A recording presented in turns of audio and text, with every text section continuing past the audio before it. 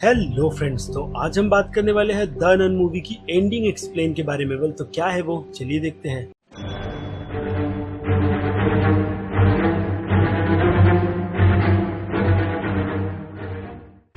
So friends, आगे बढ़ने से पहले एक बड़ा सा स्पॉइलर अलर्ट, क्योंकि अगर आपने ये फिल्म अब तक नहीं देखी है तो पहले आप जाकर इस फिल्म को देख लीजिए, उसके बाद ही इस वीडियो को कंटिन्यू कीजिएगा, वरना आपका फिल्म देखने का मजा पूरी तरीके से खराब हो जाएगा। और अगर आपने ये फिल्म देख ली है तो आप इस वीडियो को कंटिन्यू कर सकते हैं। वेल, तो अब बात करें फिल्म की स्टोरी की, तो फिल्म की स्टोरी स्टार्ट होती है रोमानिया एबी चर्च से और ईयर है 1952 का। तो इस एबी चर्च में दो नन निकली है बेसमेंट की चेकिंग करने, क्योंकि उन्हें लगता है कि वो लोग जाकर इस इविल स्पिरिट को हरा सकते हैं। और फिर हमें वहाँ पर नजर आती है बैलेक यानी नन, जो उन्हें वहाँ पर मारने आई है। और ऐसा ही होता है, उन दोनों नन में से एक नन को बैलेक पकड़ लेती है और उसके बाद वो नन मरने से पहले वो चाबी आखिरी नन को दे देती है और उससे कहती है कि तुम्हें पता है कि तुम्हें अब क्या करना है। और वो नन सीधे भाग कर जाती है अपने कमरे में और एक रस्सी तैयार कर वो अपने बेडरूम की खिड़की से कूद जाती है बैलेक को देखकर, यानी वो वहाँ पर सुसाइड कर लेती है। और फिर कुछ दिन बीतते हैं और वहाँ पर एक फार्मर आता है जिसका नाम है फ्रेंसी, और उसे वहाँ पर उस नन की बॉडी लटकी हुई मिलती है और साथ ही साथ उस नन के हाथ में एक की भी होती है, जिसे देखकर वो सीधे अथॉरिटीज को यहाँ की रिपोर्ट देता है कि रोमानिया के एबी चर्च की क्या हालत है। तो अब अथॉरिटीज को ये बात पता चल गई है, इसलिए उन्होंने यहाँ पर बुलाया है फादर बैरिक को, ताकि वो जाकर एबी चर्च में देखे कि सब कुछ ठीक है या नहीं। और हाँ, जाते जाते अथॉरिटीज वाले बैरिक को कहते हैं कि आप सिस्टर आयरिन को भी ले जाए, क्योंकि सिस्टर आयरिन को उस चर्च के बारे में काफी कुछ पता है। लेकिन जब बैरिक जाकर ये बात एविन से पूछते हैं तो एरिन को एबी चर्च के बारे में कुछ भी नहीं पता, क्योंकि वो आज तक वहाँ पर गई ही नहीं है। ये जानने के बावजूद भी फादर बैरिक एविन को अपने साथ ले जाते हैं और वो लोग पहुँचते हैं रोमानिया के एक छोटे से गाँव में, जहाँ पर लोग एबी चर्च का नाम सुनते ही थूकते हैं। इससे बुरी मुसीबत उन पर नहीं आती है, लेकिन मुझे लगता है कि गाँव वालों का मानना काफी गलत है, क्योंकि गाँव पर भी इसका काफी बुरा असर पड़ रहा है, यानी गाँव में आए दिन कोई न कोई मर रहा है। तो इसकी डिटेल में आगे डिस्कस करने वाला हूँ। खैर, तो अब आगे बढ़ते हैं। तो यहाँ पर फादर बैरिक और एरिन की मदद फ्रांसिस करने वाला है, क्योंकि फ्रांसिस ही वो शख्स है जो उस एबी चर्च में जाता रहता है। वो वहाँ की नन को खाना पहुँचाता है। तो जब उसे वहाँ पर वो लाश मिली थी सिस्टर की, तो उसने उस सिस्टर की लाश को वही बेसमेंट में रखा था, ताकि उनमें से कोई नन आकर उस लाश को अंदर ले जाए। लेकिन जब ये तीनों वहाँ पर पहुँचते हैं तो वो लाश वैसी के वैसी वहीं पर रखी होती है, जिसके बाद वो लोग ये डिसाइड करते हैं कि वही लोग इस नन की लाश को गाड़ देंगे। लेकिन यहाँ पर अजीब ये था कि उस नन की पोजीशन बदल गई थी। उसके बाद वो लोग जाते हैं चर्च के अंदर, जहाँ पर उन्हें एक काली शैडो में बैठी हुई नन नजर आती है। फिलहाल तो उस नन की शक्ल नहीं दिख रही थी। वो उनसे ये कहती है कि अगर उन्हें नन से कोई भी सवाल पूछना है तो उन्हें सुबह आना पड़ेगा। और साथ ही साथ वो शैडो वाली नन उन्हें परमिशन भी देती है चर्च के बाहर रुकने की, जहाँ पर एक गेस्ट हाउस है। तो अब डिसाइड ये होता है कि फादर बैरिक और लेरिन वहाँ पर रुकेंगे और फ्रांसिस वापस अपने गाँव जाएगा। लेकिन जाते वक्त उसके साथ ऐसा इंसिडेंट होता है कि जिस नन को उन लोगों ने गाड़ा था वो कब्र से बाहर निकलकर उसका पीछा करती है, लेकिन जैसे तैसे फ्रांसिस वहाँ से बचकर निकल जाता है। और अब सीन आता है फादर बैरिक और लेरिन पर, जहाँ पर ये दोनों एक दूसरे से बात करते हुए अपने दिल की बात बताते हैं, जिनमें फादर बैरिक ये बताते हैं कि उनके हाथों एक बच्चा मारा गया था, क्योंकि उन्होंने एक्सोर्सिज्म करने में काफी घाई कर दी थी। लेकिन अथॉरिटीज वालों को ये लगता है कि वो शैतान चला गया। और वही बात करे बैरिक की, तो बैरिक का ऐसा मानना नहीं है। उनका मानना ये है कि वो डीमन अब भी यहीं पर है, यानी कॉन्जरिंग के यूनिवर्स में एक और डीमन इंट्रोड्यूस करवाया गया है और वो डीमन है स्नेक बॉय। तो शायद ये डीमन भी हमें फ्यूचर की फिल्मों में नजर आ सकता है। खैर, तो अब आते हैं एविन पर, जिसने फिलहाल तो अब तक सिस्टर बनने की शपथ नहीं ली है। और वो यहाँ पर फादर बैरिक को ये बताती है कि उसे विजन आते हैं और विजन में उसे मदर मैरी भी नजर आती है, जो उससे कहती है कि मदर मैरी रास्ता दिखाएगी। तो अब इसका मतलब भी हमें आगे पता चलने वाला है। फिर इसके बाद हमें काफी सारे जंप स्केयर नजर आते हैं, जैसे कि सिस्टर आयरिन का एक चर्च में जाना, जहाँ पर क्रॉस गिर जाता है और फादर बैरिक को जिंदा दफना दिया जाता है, जिसके बाद सिस्टर आयरिन जाकर उन्हें बचा लेती है। और फिर जैसे तैसे सुबह हो जाती है, जिसके बाद सिस्टर आयरिन को परमिशन मिलती है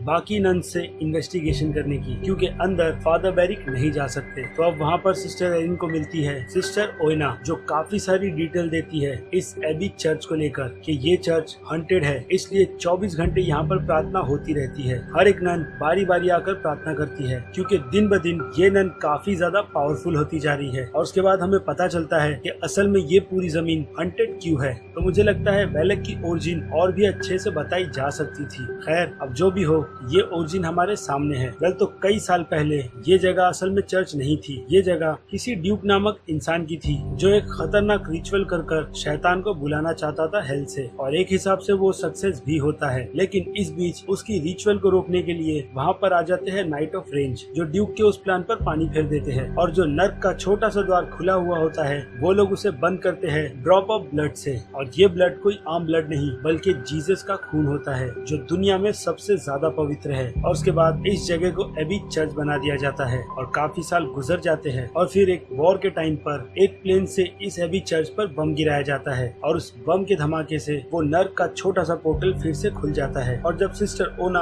और डिटेल देने वाली होती है तो उस बीच सिस्टर रूट आकर सिस्टर ओना को शांत करवा देती है, और फिर सिस्टर आयरीन उसी कमरे में रहती है जिस कमरे से स्टार्ट में एक नन मरी थी। तो अब सिस्टर आयरीन काफी मुश्किल से ये पता लगा पाती है कि उस नन को कैसे रोका जा सकता है, क्योंकि इसी एबी चर्च में जीसस का प्योर ब्लड रखा हुआ है, और उसे बस उन्हें ढूंढना है। और जो चाबी स्टार्ट में दिखाई गई थी वो चाबी किसी सेफ की है। और अब चर्च के बाहर फादर बैरिक भी रुके हुए हैं, और इस बीच फादर बैरिक को वो ब्लैक शैडो वाली वुमेन फिर से दिखती है, और उन्हें पता चलता है कि असल में वो कोई नन नहीं बल्कि सच में इविल वेलिक नन है, जो उन्हें ट्रिक कर रही थी ताकि वो अंदर सिस्टर आयरीन को अकेले भेज सके, क्योंकि यहाँ पर वेलिक नन को सिस्टर आयरीन की बॉडी और आत्मा चाहिए जिस पर कंट्रोल कर वो इस दुनिया पर राज करेगी। तो जैसे तैसे फादर बैरिक चर्च के अंदर जाने का रास्ता ढूंढ लेते हैं फ्रांसिस की मदद से, लेकिन तब तक नन यहाँ पर पूरे चर्च पर कब्जा करने की कोशिश करती है, और तब सारी की सारी नन मिलकर प्रेयर करना शुरू कर देते हैं। लेकिन वेलेक आकर उन सभी को दूर फेंक देती है, और यहाँ पर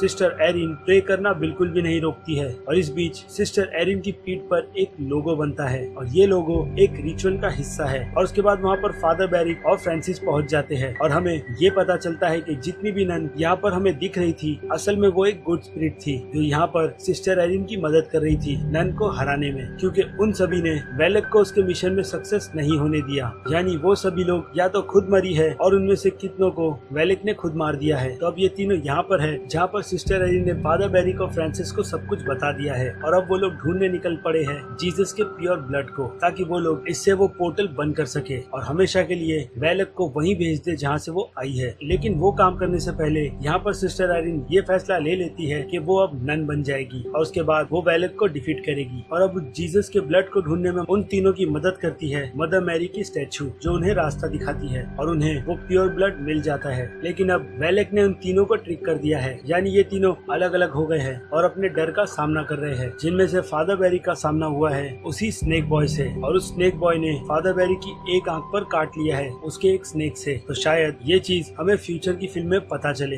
और सिस्टर एरिन का सामना हुआ है सीधे वेलेक नन से, और वेलेक ने सिस्टर एरिन के शरीर पर कब्जा कर लिया है, और अब वहाँ पर फ्रांसिस पहुँचता है, जो उस प्योर ब्लड को सिस्टर एरिन के मुंह पर लगा देता है, जिससे वेलेक सिस्टर एरिन का शरीर छोड़ देती है और जाकर पकड़ लेती है फ्रांसिस को। यहाँ पर फ्रांसिस को एक उल्टे क्रॉस का निशान मिलता है, जिसकी हम बस आगे बात ही करने वाले हैं। और जब वो वेलेक नन सिस्टर एरिन को मारने वाली होती है तो सिस्टर एरिन उस प्योर ब्लड को अपने मुंह में डाल लेती है, और वो ब्लड वो सीधे वेलेक नन के मुंह पर डाल देती है, जिससे वेलेक नन जहाँ से आई थी वहीं पर चली जाती है। यानी वो पोर्टल बंद हो जाता है और एबी चर्च और वो पूरा गांव फिर से सुरक्षित हो जाता है। तो अब पहले यहाँ पर बात कर लेते हैं उस छोटे से गांव की, कि उस गांव में मौतें क्यों हो रही थी। वेल, तो उस वेलेक नन को एक शरीर चाहिए था, जो फिलहाल तो उस एबी चर्च में नहीं था, क्योंकि एबी चर्च की सभी नन मारी गई थी। इसलिए अब वो वेलेक नन गाँव में आकर लोगों के शरीर पर कब्जा करने की कोशिश करती है, इसलिए वो लोग डर के मारे खुदकुशी कर लेते हैं। खैर, तो ये हॉरर फिल्म है जो सीधे से खत्म नहीं होगी, यानी इस फिल्म में वेलेक मरी नहीं थी, वो जिंदा थी, और उसके जिंदा होने का कारण असल में फ्रांसिस था, जिसकी गर्दन पर एक क्रॉस का निशान था। इससे हमें ये पता चला कि उस नन ने मरने से पहले अपना कुछ हिस्सा फ्रांसिस के शरीर में डाल दिया था। और फिल्म के एंड होने से पहले हमें ये पता चलता है कि असल में फ्रांसिस का नाम मॉरिस है, वही मॉरिस